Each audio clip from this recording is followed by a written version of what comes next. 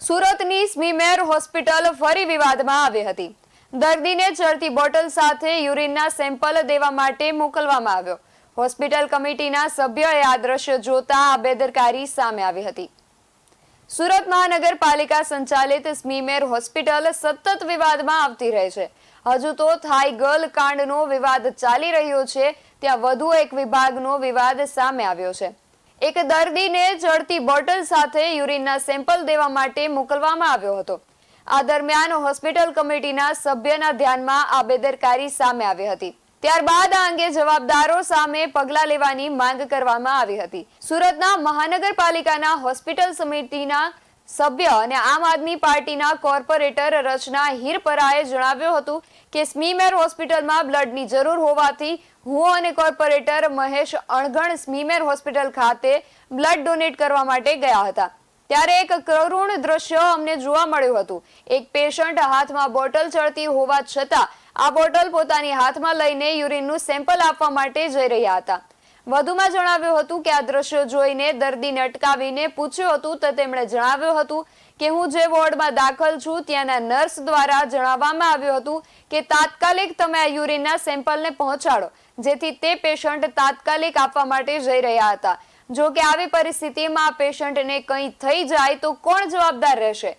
આ મામલે આરએમઓ ઓફિસમાં જઈને જાણ કરવામાં આવી હતી। તેમણે વધુમાં જણાવ્યું હતું કે આરએમઓને પૂછવામાં આવ્યું હતું કે આ પેશન્ટ આ હાલતમાં કેવી રીતે બહાર ફરી શકે? આ પેશન્ટને કેટલો મજબૂર કરવામાં આવ્યો છે કે તે પોતાના સેમ્પલ આપવા માટે એકલા જઈ રહ્યા છે? આરએમઓ દ્વારા જણાવવામાં આવ્યું હતું કે આ તમામ જવાબદારી સિક્યોરિટીની હોય છે, જેથી સિક્યોરિટીની ઓફિસમાં સિક્યોરિટીના હેડને મળવા પહોંચ્યા હતા। તેમણે જણાવ્યું હતું કે અમારી જવાબદારી એ હોય છે કે કોઈ પેશન્ટ હોસ્પિટલની બહાર ન જાય। આ બાબતે તેમણે વધુમાં કહ્યું કે પેશન્ટ આવી રીતે આવી હાલતમાં બહાર ફરતું હોય અને તેમને કંઈ થઈ જાય તો કોણ જવાબદાર રહેશે? જેથી આ મામલે જે કોઈ પણ જવાબદાર હોય, નર્સ, વોર્ડ બોય કે ડોક્ટર, તેમના વિરુદ્ધ કાર્યવાહી થવી જોઈએ। આ મામલે મારી રજૂઆત છે કે તેમના વિરુદ્ધ કાયદેસરની કાર્યવાહી થવી જોઈએ। આજે સ્મીમેર હોસ્પિટલની અંદરથી એક પેશન્ટનો ફોન આવ્યો કે અમારે ખાસ બ્લડની જરૂર છે। ત્યારે હું અને મારી સાથે કોર્પોરેટર શ્રી મહેશભાઈ અણઘણ બંને અમે સ્મીમેર હોસ્પિટલની અંદર બ્લડ ડોનેટ કરવા માટે ગયા। ત્યારે એક કરુણ દ્રશ્ય અમને જોવા મળ્યું કે એક પેશન્ટ જેમને બોટલ ચડતી હતી અને એમને યુરિનનું સેમ્પલ આપવાનું હતું રિપોર્ટ માટે, તો એ પેશન્ટ જાતે બોટલ હાથમાં લઈ અને એ યુરિનનું સેમ્પલ આપવા જતો હતો। ત્યારે અમે પેશન્ટને ઊભું રાખ્યું અને એમને પૂછ્યું કે તમે જાતે કેમ જાઓ છો? ત્યારે પેશન્ટ પાસેથી જાણવા મળ્યું કે જે તે વોર્ડમાં હું એડમિટ છું એ વોર્ડમાંથી મને નર્સ દ્વારા એવું કહેવામાં આવ્યું છે કે તમે તત્કાલીન આ બ્લડ સેમ્પલ તમે યુરિનના સેમ્પલ તમે પહોંચાડો।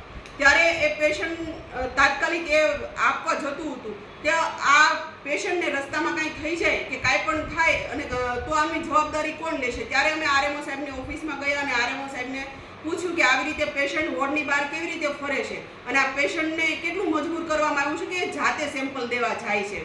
ત્યારે આરએમઓ સાહેબે એવું કીધું કે આ જવાબદારી સિક્યુરિટીની હોય છે।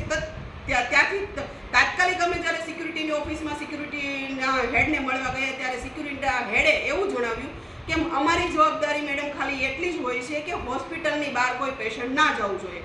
તો આ કોનામાં આવે છે એ નથી ખબર પડતી। વોર્ડની બહાર પેશન્ટ આવી રીતે રખડતું હોય અને ન કરે નારાયણ પેશન્ટને કાંઈ થઈ જાય તો જવાબદારી કોણ લેશે?